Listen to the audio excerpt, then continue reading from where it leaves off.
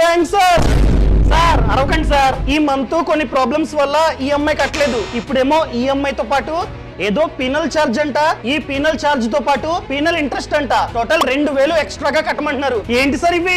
Sir penal charge అంటే nothing but late payment charge. మీరు లేటుగా ఈఎంఐ కడుతున్నారు కాబట్టి ఈ ఛార్జ్ అనేది కామన్. సో మీ ఈఎంఐ కి 1500 ఈ ఛార్జ్ అండ్ దీంతో పాటు పీనల్ ఇంట్రెస్ట్. మీ ఈఎంఐ మీద ఎక్స్ట్రాగా వడ్డీ పడుతుంది. ఇది చూసుకున్నట్లయితే 24% పర్ యానం. సో ఒక మంత్ డిలే కాబట్టి ఒక మంత్ కి లెక్కేస్తే 500. టోటల్ గా 2000 ఎక్స్ట్రాగా కట్టండి. సార్ మీకు ఇంకా ఆర్బీఐ కొత్త అప్డేట్ తెలియదు అనుకుంటా. ఏప్రిల్ 1 నుండి ఏ బ్యాంకు కూడా కావాలంటే పీనల్ ఛార్జ్ ని ఛార్జ్ చేసుకోవచ్చు, కానీ పీనల్ ఇంట్రెస్ట్ ని ఛార్జ్ అన్నది చేయనే కూడదు.